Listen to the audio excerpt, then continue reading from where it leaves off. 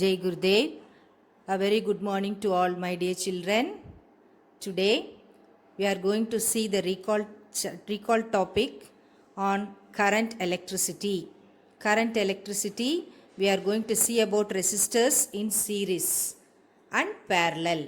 When these three resistors are connected end to end, this is called a series connection. You can see here three resistors R1, R2 and R3 are connected end to end with a battery. Such a connection is called a series connection. In this series connection, the current remains the same.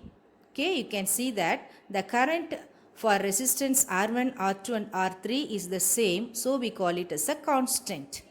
But when we are connecting the resistors in series, the voltage varies. The voltage is different for all the three resistances. We are going to measure it using a multimeter.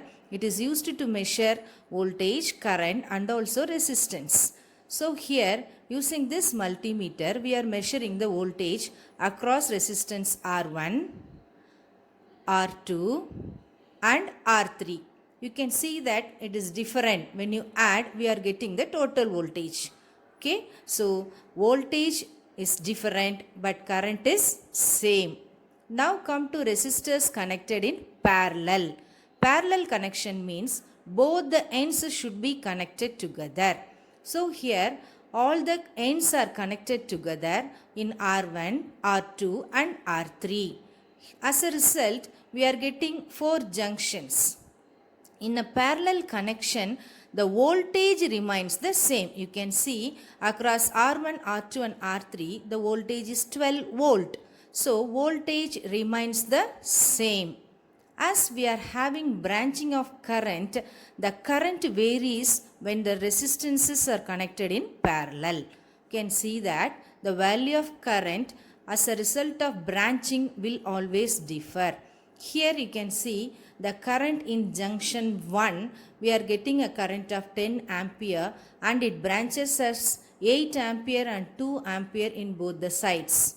Okay, that 8 ampere again gets branched into 5 and 3 ampere. So this is for your information. You have to understand when the resistors are connected in parallel, voltage remains the same but the value of current alone changes. So the formula for resistors in parallel is 1 by Rp equal to 1 by R1 plus 1 by R2 plus 1 by R3. The effective resistance will be always less than the individual resistances. That also you have to have it in your mind. The effective resistance in the case of series is increasing. Now we have to see about what is resistance. You know the hindrance or the resistance or the opposition for the flow of current is resistance. Symbol is R and unit is ohm. Okay. Now by according to our Ohm's law, V is equal to IR is the equation. We need the value for resistance. So rearrange it as R is equal to V divided by I. So the formula for resistance is R is equal to V divided by I. Okay. Now you can see that the resistance depends upon the dimensions of the material. Dimensions means length, L and area of cross section. Resistance depends upon length and area of cross section. R is proportional to L and R is proportional to 1 by A. Or R is proportional to L divided by A. The value of proportionality constant is called as resistivity. Resistivity rho. You have to read it as rho. Rho is the resistivity. It is the proportionality constant.